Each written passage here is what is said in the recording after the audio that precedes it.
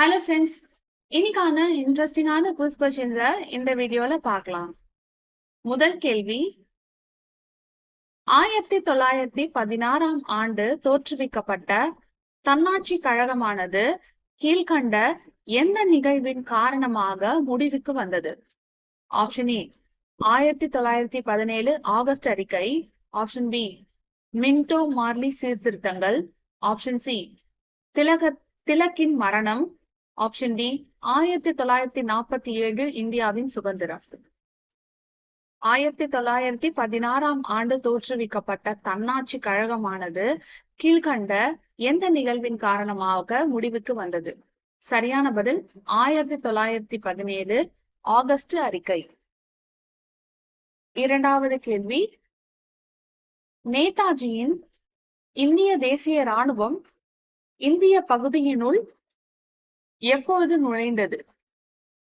Option A March 18, 1944, option B August 2, 1944, option C May 10, 1944, option D July 24, 1944.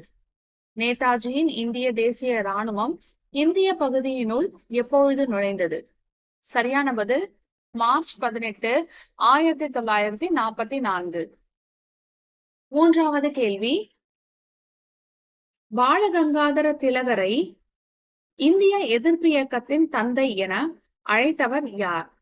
Option A Valentine Chirol, option B Bhagat Singh, option C Lala Lajpat Rai, option D நாத் குருப்.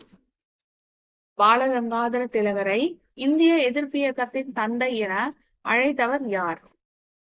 சரியான பதில் Valentine சைரோல். இன்னைக்கான கடைசி கேள்வி என்னன்னு பார்க்கலாம். குருநானக் நீராவி கப்பல் கழகத்தை நிறுவியது யார்? Option A Mewa Singh, option B Sardar Singh Rana, option C Balagangadhara திலகர், ஆப்ஷன் டி பாபா குர்தீப் சிங். குருநானக் நீராவி கப்பல் கழகத்தை நிறுவியது யார்? சரியான பதில் பாபா குர்தீப் சிங்.